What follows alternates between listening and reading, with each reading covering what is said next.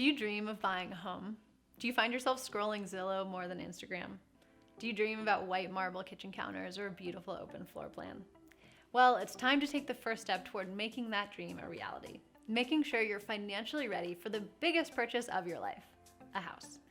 I'm Britt, co-founder of Dow Janes and Money Coach, and today I'm going to walk you through some key questions to ask yourself before starting to call up realtors or dropping by open houses.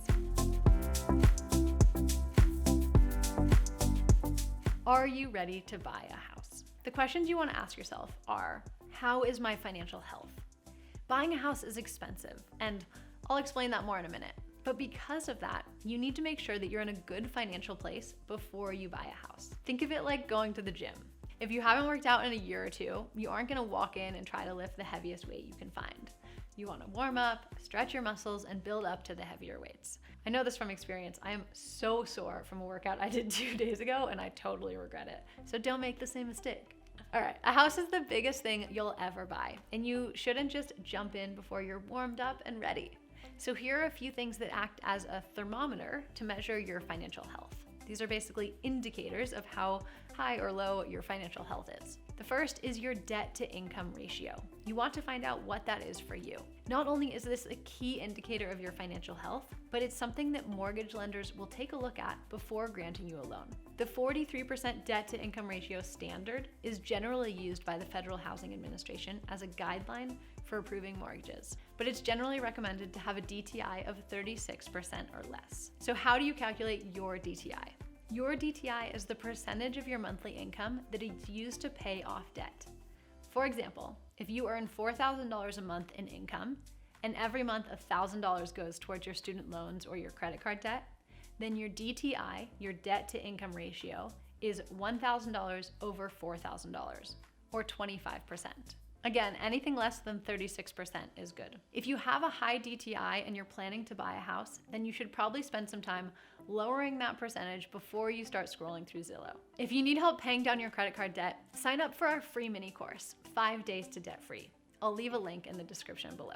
Okay, the second piece of information you want is your credit score. So again, your credit score is both an indicator of your financial health and a crucial component that lenders will use to evaluate if you qualify for a mortgage. Most mortgage lenders require a score of at least 640. If you need help improving your credit score, we do have a video on that, and I'll link to it in the description. Next question you want to answer is, how large is your emergency fund? Especially considering all of the things that can go wrong when you're a homeowner.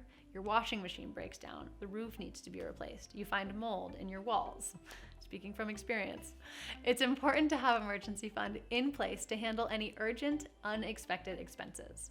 And there's no set number for how big your emergency fund should be, but it should be enough to cover 6 weeks to 6 months of expenses generally. And as a homeowner, you might want even more than that. If you have questions about emergency funds, go check out our video all about emergency funds and how much you should have in it.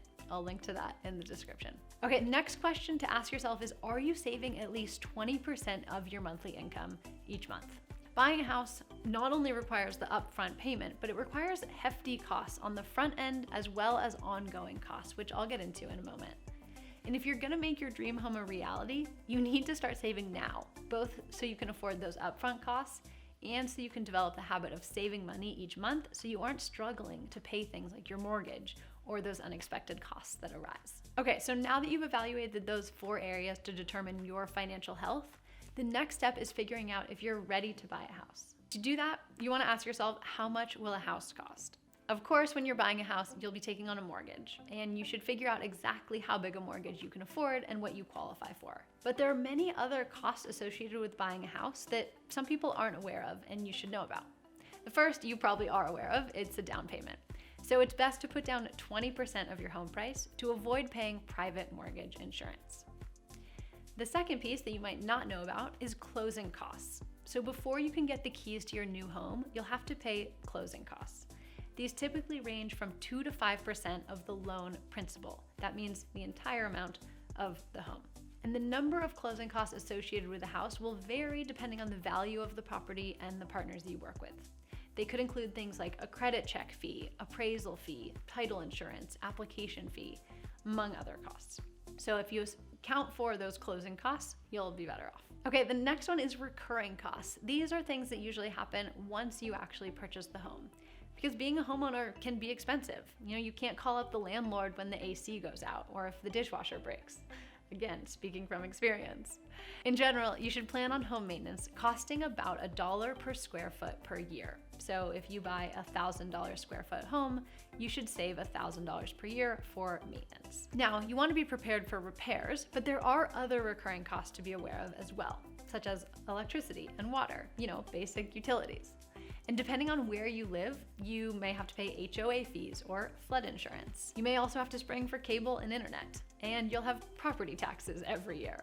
I know this is probably sounding like a lot, like a laundry list of costs, and the reality is it is. Buying a home is expensive. So you want to make sure that you sit down and evaluate all of the potential costs before you get too excited. So let's use an example. Let's say you're buying a 2,000 square foot house for $300,000. 20% down payment would be $60,000. Closing costs would be $6,000 to $15,000. You should also plan on $2,000 a year for home maintenance, about $3,500 for property tax. Again, that's going to depend on where you live. At least $1,400 for insurance and $2,000 for utilities. Of course, there are other expenses you might choose to add on, like having a gardener or having a housekeeper, and those are costs you'd want to think about as well. So altogether in this scenario, that's $66,000 to $75,000 that you'll have to pay upfront, and at a minimum about $9,000 in annual recurring costs. Of course, all these costs may vary depending on your situation and where you live, but that's a rough estimate based on a $300,000 home. Okay, so you'll go through that same exercise for your dream house, for your situation, and you'll do the math on what exactly it's going to cost upfront and ongoing. And once you've done that, it's time to move on to the final question for determining if you should buy a house, which is now the best time for me to buy? And I can't answer this question for you, but you just want to be aware of the current economic situation and the housing market. Even if you're prepared to take on the financial burden of a house, you do run the risk of buying at a bad time.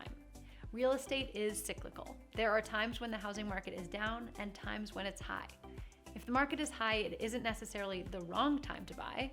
Your house will almost definitely go up in value if you hold on to it for long enough, but it is something to be aware of. So start tracking the prices of real estate in your area. See if houses seem to be trending above asking price, or are they high compared to a year or two ago. Track the supply and demand of houses in your price range. Is there much inventory? Are houses being snapped up quickly? Those will all be indicators of whether or not it's a hot market or a good time to buy. If the market is low and housing prices are depressed, it's considered a buyer's market. This is the best time to get a good deal on a house. On the other hand, when a market is super hot, you may actually overpay for it. You may pay above its actual value. We saw this in early 2022 when the housing market was red hot. I have some friends who considered buying a house in 2020 for about $650,000. Less than 2 years later, that same house sold for more than $900,000. The other thing you can do is start paying attention to the general economy. The Fed has increased interest rates to combat inflation. That's as of recording this in spring 2022, which means that you will have to pay more interest on a new mortgage. To illustrate what that looks like, for example, a 30-year mortgage on a $100,000 loan at a 3% interest will cost you $422 per month. If the interest rate goes up to, say, 5%, it would cost you $537 per month. And at 7%, it would jump to $665.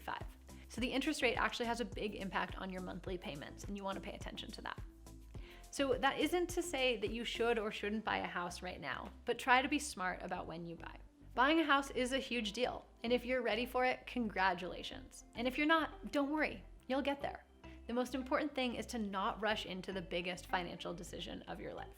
We have some more videos coming out about buying a house and investing in real estate, so be sure to subscribe so you don't miss that content. And if you have questions, leave them in the comments. Maybe we'll answer them in a future video. Thanks for watching. See you next time.